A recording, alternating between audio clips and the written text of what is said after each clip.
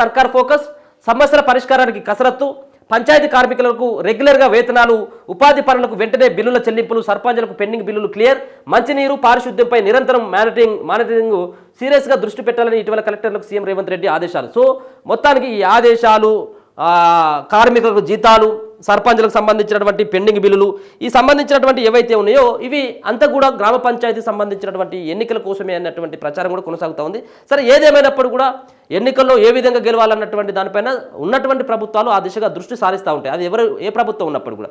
దాంట్లో భాగంగా రానున్నటువంటి ఈ ఎన్నికల్లో, స్థానిక సంస్థల ఎన్నికల్లో కాంగ్రెస్ పార్టీకి ఇప్పుడు చావో రేవో అన్నటువంటి తీరుగా ఉన్నది. ఒక పక్కనేమో సంవత్సర కాలంలో మేము ఎన్ని చేసినామని చెప్పడంతో పాటు మీరు రైతులకు ఏమి ఇచ్చిండ్రు, మీరు మిగతా సంబంధించినటువంటి వర్గాలకు ఏమేమి చేసింది అన్నటువంటి దానిపైన ఇప్పుడు మీరు సమీక్ష చేసుకోవాల్సినటువంటి అవసరం ఉన్నది. దాన్ని సరి చేసుకోవాల్సినటువంటి అవసరం అంతకన్నా ఉన్నది. మీరు రైతుల కోసం చేసినటువంటి అంశం ఏంటిది? మీరు ఇప్పుడు మీరు స్థానిక సంస్థల ఎన్నికలు పోతా ఉన్నారు కాబట్టి ఎక్కువ గ్రామాలలో ఉండేటువంటి సర్పంచులు, ఎంపీటీసీలు గెలవాలంటే మీరు ముందుగా గ్రామాలలో ఉండేటువంటి వాళ్ళు చాలామంది రైతులే ఉంటారు ఎక్కువగా.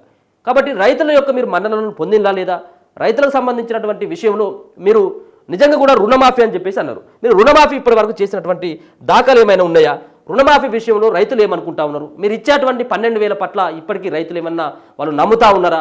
లేకపోతే రైతులు మీరు ఇచ్చేటువంటి 12,000ను ఇప్పటి వరకు మరి కేవలం మాటల వరకే పరిమితం అవుతుందా? 26వ తారీఖున వాళ్ళు మీ సంబంధించినటువంటి మీ మాటకు విలువ ఉందా లేకపోతే ఉత్తకథ అని చెప్పేసి వాళ్ళు ఇంకా నిర్ణయించుకుంటారు 26వ తారీఖు తర్వాత. మరి 26వ తారీఖు తర్వాత కూడా మీరు అన్నటువంటి 6,000 రూపాయల సీజన్కి ఇవ్వకపోతే మాత్రం అది ఇబ్బంది. ఇంకోటి సన్నాలకు సంబంధించినటువంటి విషయం, సన్నాలకు బోనసు 500 అని చెప్పేసి అన్నారు. 500 బోనసు, అలాగే రుణమాఫీ, అలాగే రైతు భరోసా, ఇవి నీకు రేపు ఈ 3 సంబంధించినటువంటి స్కీములు, ముఖ్యంగా రైతులకు సంబంధించినటువంటి స్కీములు మిమ్మల్ని హీరోగా నిలబెట్టాలన్నా ఈ స్కీముల వల్లనే, మిమ్మల్ని జీరో చేయాలన్నా కానీ ఈ స్కీములే. సో వీటి విషయంలో ప్రభుత్వం ఫెయిల్ అయిందా లేకపోతే ప్రభుత్వం సక్సెస్ అయిందా? గతంలో 1,00,000 రూపాయల రుణమాఫీ చేయనటువంటి కేసీఆర్ సర్కార్కి మరి ఇప్పుడున్నటువంటి రాష్ట్ర సర్కార్ చెప్తుంది మేము 22,000 కోట్ల రూపాయలను ఏకదమ్గా మేము మాఫీ చేసినామని. మరి నిజంగా వాళ్ళు మాఫీ చేసిల్లా? సో దీనిపైన 11 గంటలకు ఒకసారి మాట్లాడదాం.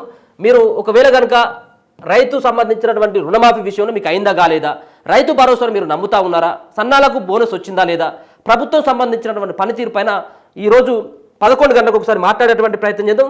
మీరు ఈ నెంబర్కి ఒకసారి ఫోన్ చేయండి. కన్ఫామ్గా ఈ నెంబర్కి ఫోన్ చేస్తే ఖచ్చితంగా మాట్లాడేటువంటి ప్రయత్నం చేద్దాం. మీకు రుణమాఫీ అయిందా కాలేదా, ఎంతవరకు మీ సంబంధించినటువంటి రుణమాఫీ ఉంది, ఇప్పటికే 2 లక్షల లోపు మేము రుణమాఫీ చేసినామని చెప్పేసి అంటా ఉన్నారు.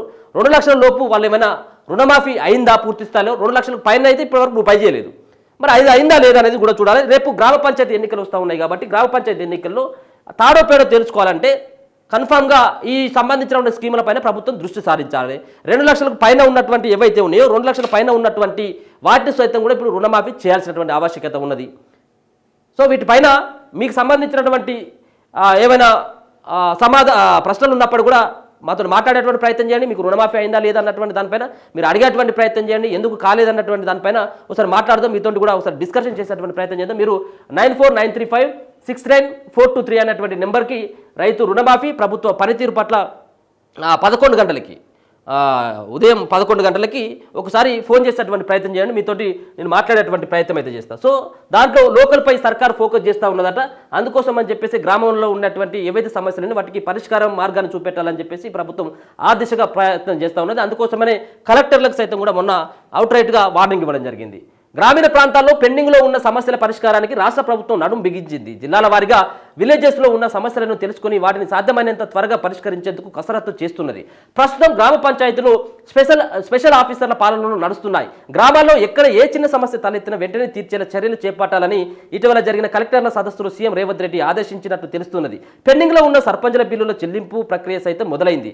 అలాగే పంచాయతీ కార్మికులకు సకాలంలో వేతనాలు చెల్లించేందుకు ఈ సమావేశంలో డిసిజన్ తీసుకున్నారు. ఉపాధి హామీ పథకం అమలుకు సంబంధించిన బిల్లుల చెల్లింపులను కూడా మొదలు పెట్టడం జరిగింది. ఇక నెల రోజుల్లో టార్గెట్ రీచ్. ఫిబ్రవరి 2 లేదా 3వ వారంలో స్థానిక సంస్థల ఎన్నికలకు నోటిఫికేషన్ విడుదలయ్యే అవకాశం ఉన్నది. ఈలోపు గ్రామాల్లో పెండింగ్లో ఉన్న సమస్యలను పరిష్కరించాలని ప్రభుత్వం టార్గెట్గా పెట్టుకున్నది. ప్రధానంగా పంచాయతీలో ఉన్న శానిటేషన్ ప్రాబ్లమ్స్ను యుద్ధ ప్రాతిపదికన పూర్తి చేయాలని చెప్పేసి ప్రభుత్వం నిర్ణయిస్తూ ఉన్నది. ఫిబ్రవరి 2 లేదా 3వ వారం అంటే ఫిబ్రవరి చివరి వరకు నోటిఫికేషన్ వచ్చి మార్చి 1 లేదా మార్చి 2వ వారంలో స్థానిక సంస్థల ఎన్నికలు ఖచ్చితంగా ఉండబోతా ఉన్నాయి. అప్పటిలోగా ఈ కులగణనకు సంబంధించింది, రిజర్వేషన్లకు సంబంధించినటువంటి అంశం అవి పూర్తి కాబోతా ఉన్నది. కాబట్టి మార్చి 1 లేకపోతే మార్చి 2వ వారం, 2వ వారంలో ఈ యొక్క ఎన్నికలు రాబోతా ఉన్నాయి. అలాగే ఫిబ్రవరి 2 లేదా 3వ వారంలో ఈ సంబంధించినటువంటి స్థానిక సంస్థలకు ఎన్నికలకు నోటిఫికేషన్ విడుదలయ్యేటువంటి అవకాశం ఉంటుంది. ఇప్పటికే ఆయా సంబంధించినటువంటి ఎవరెవరైతే పోటీ చేయాలని చెప్పేసి అనుకుంటా ఉన్నారు, ఇప్పటికే వాళ్ళందరూ కూడా మంతనాలు మొదలు పెట్టడం జరిగింది. బాబాయ్, అన్న, పిన్ని అని వరుసలు కలిపేటువంటి ప్రయత్నం అయితే చేస్తూ ఉన్నారు. సో అది దానికి ఇప్పటికే కాంగ్రెస్ పార్టీ అలాగే స్థానిక సంస్థల్లో ఎవరి వ్యూహాలు వాళ్ళు ఆయా పార్టీలు అమలు చేయబోతా ఉన్నాయి. ఇక పూర్తి చేయాలని కసరత్తు చేస్తున్నారు. ఇందుకోసం ప్రతి మండలంలో గ్రామాల వారీగా ఉన్న సమస్యలను గుర్తించి వాటిని వీలైనంత త్వరగా సాల్వ్ చేస్తున్నారు. ప్రస్తుతం మిషన్ భగీరథ కింద గ్రామాల్లో మంచినీటి సరఫరా జరుగుతున్నది. ఏదైనా అత్యవసర పరిస్థితులు, నీటి సరఫరాలో ఇబ్బందులు తలెత్తితే వెంటనే ప్రత్యామ్నాయ మార్గాల్లో అందించేందుకు ప్రణాళికలు సిద్ధం చేస్తున్నారు. ఇందులో భాగంగా గతంలో ఉపయోగించిన బోర్లను రిపేర్ చేసి రెడీగా ఉంచారు. 92,000 మంది కార్మికులకు ప్రయోజనం. రాష్ట్రంలో సుమారు 92,000 మంది పంచాయతీ కార్మికులు ఉన్నారు. వీరికి ప్రతి నెల 1వ తేదీన వేతనాలు చెల్లించేందుకు కావలసిన ఏర్పాట్లు చేయాలని ఇటీవలే జరిగిన రివ్యూలో సీఎం రేవంత్ రెడ్డి ఆదేశించిన విషయం తెలిసిందే. ఇప్పటికే పెండింగ్లో ఉన్న జీతాలు చెల్లించడంతో పాటు ఇక నుంచి రెగ్యులర్గా ఇచ్చేందుకు అధికారులు ఏర్పాటు చేస్తున్నారు. కార్మికులకు ప్రతి నెల వేతనాలు ఇవ్వడం వల్ల గ్రామాల్లో పారిశుద్ధ్యం, మంచినీటి సరఫరాలో ఎలాంటి ఇబ్బందులు తలెత్తవని చర్చ జరుగుతున్నది. ఉపాధి పనుల బిల్లులు క్లియర్. రాష్ట్ర వ్యాప్తంగా దాదాపు 600 కోట్ల ఉపాధి పనుల బిల్లులు పెండింగ్లో ఉన్నట్టు తెలుస్తుంది.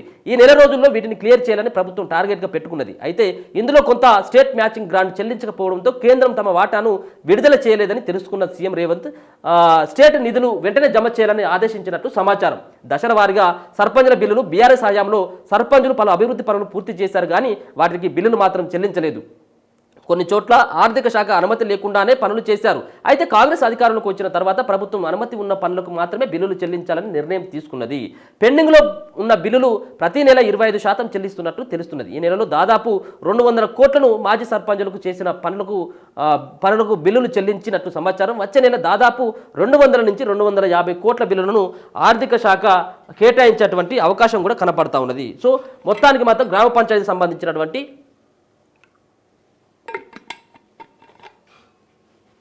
ఎన్నికల కోసం, ఎన్నికల్లో ఏ విధంగా గెలవాలి, అక్కడ మాజీ సర్పంచులకు సంబంధించినటువంటి ఎఫెక్ట్ బాగానే ఉంటుంది.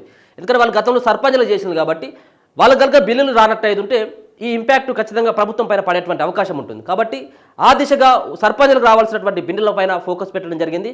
వాళ్ళ బిల్లులతో పాటు ఉపాధి హామీ పనిచేసినటువంటి వాళ్ళకి బిల్లులు చాలా పెండింగ్ ఉన్నాయి.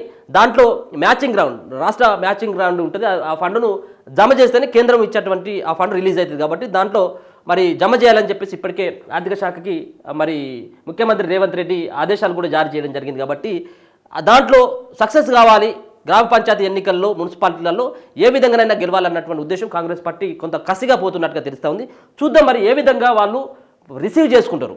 ప్రజలు, గ్రామాలలో ఉన్నటువంటి ప్రజలు సంవత్సర పాలనలో 13-14 నెలల పాలనలో రేవంత్ సర్కారు పైన ప్రజల్లోకి విశ్వాసం ఉందా?